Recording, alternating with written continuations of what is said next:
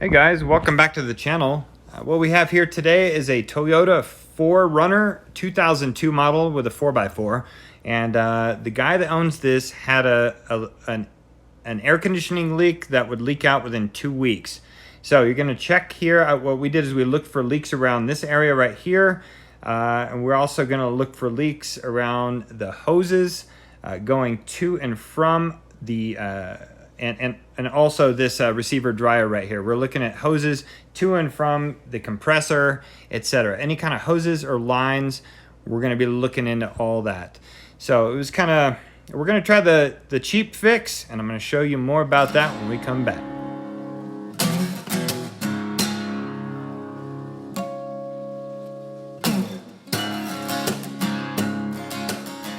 Okay, so first O-ring we're going to change is we're going to change these two O-rings on the dryer, but I can't get there, so I'm going to need to take this front valance off, and we're going to work from there. All right, so this valance is becoming troublesome. I don't want to crack all the little clips, so we're going to figure out a different way to get this off. But right now I'm going to work on that one right there. I'm going to pull it right off. All right, so what we've done is we've taken it loose. We take the bolt off and pull it right off, and you see the O-ring. So what we're gonna do is we're gonna replace these O-rings. We're gonna put the nitrile O-rings on, the ones that should be going on. They last longer. They play nice with the oil, and we're gonna put that back. All right, so we ended up taking the front balance off. It was a pain in the butt, I guarantee, but you know, the little tabs go in here, some go in here, a couple go here and here. But now we have room to work. We need to get that black O-ring off there and put the green one on. All right, so here's the O-ring that came off. All right, so look at that mess. So we have to find the O-ring that fits. So is that the one? It looks sort of like it. Let's try. Yeah, those are about right. Okay, so they're not exactly right. Is that one right? No, that one's too skinny. So I'd rather have it too fat than too skinny. So there we go, that might be it. So these kits that have a bunch of O-rings in them, you're gonna need to match it up. That one looks about right, okay? It's just a little thicker.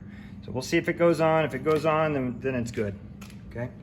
Okay, I got the O-ring on there. I seated it in there perfect. You can see the little bead is not twisted on it. Basically what you wanna do is you wanna slide it in there, make sure there's a little bit of lube on it, which I did. Slide it in there, kind of rock it back and forth until you hear that snap. You hear that snap. Then what you're gonna do is you're gonna put the bolt in there, and you're not gonna tighten it till it can't handle anymore. It's just to snug this thing. All right, so we're gonna put it on there. We're gonna snug it. We're gonna give it a little bit extra than snug, and we're gonna work our way down to all these O-rings. Okay, so what we've done is we replaced the O-ring in this. It was kind of a booger to get off. You have to put a little screwdriver underneath here. We actually had to watch a YouTube video from somebody else to figure that out because it wouldn't come off. A little bit of corrosion. That might be where our issue was. Basically, it would leak out after 2 weeks of being serviced. It would leak out to the point where it wouldn't work. So anyway, we took this one out, replaced the O-ring. We took this line all the way off, and there's another O-ring that goes where it connects down there to the condenser. We replaced this one. Now I'm gonna work on, there's an O-ring inside here. So I'm gonna take that O-ring out too. The reason why we're doing it like this is because AC work is expensive, all right? You need special tools and all that. And we already know that we need a special tool to evacuate the system. But guess how much this is? It's $5, right? So if we can replace everything with $5 worth of parts to where it works again, evacuate the system, recharge the system, and it holds it, then look, you just fixed your issue with like $5 and a couple of cans of Freon. But you have to, and what's cool about AutoZone and CarQuest and all those places is they will rent you the tool to actually evacuate the system. And in my next video, we're going to show you the evacuation of the system and what you should be seeing, and then we'll charge it up and see if this fixed the problem.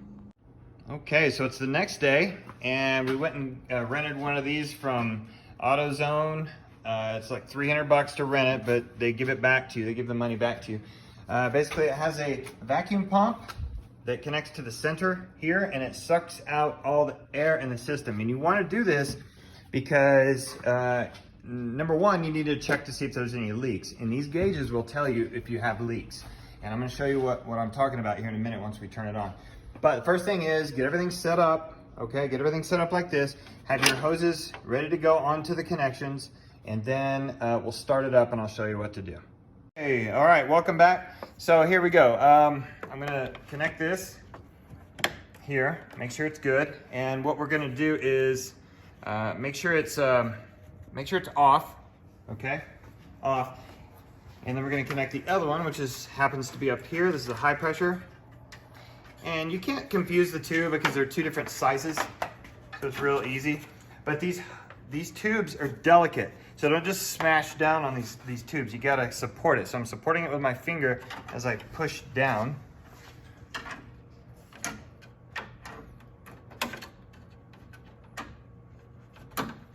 There it goes. All right, support it with my finger. If I didn't support that, I would have bent that. I felt it give underneath. Okay. So first thing to do is we're closing these.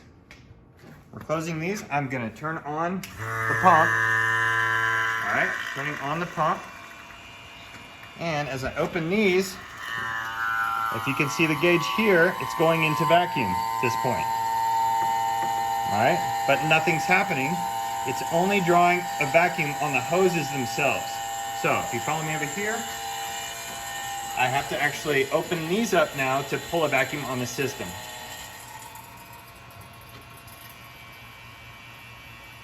Actually,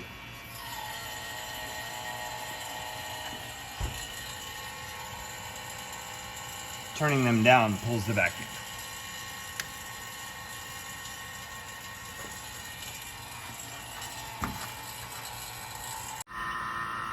Okay, so what we're doing right now is we're pulling the vacuum through this hose, okay, into the air pump, and it's going out to the atmosphere.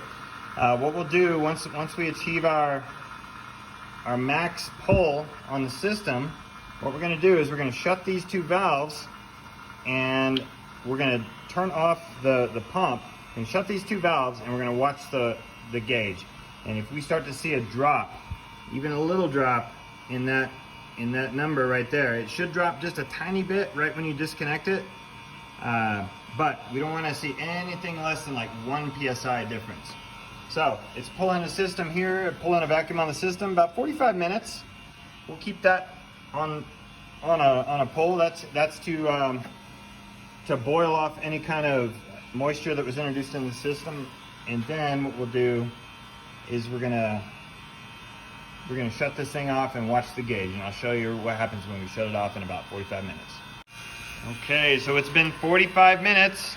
So what we're gonna do is we're gonna shut these valves. All right, when we shut these valves, whatever's in the system is gonna be showing on that gauge. All right, we're gonna shut this pump off.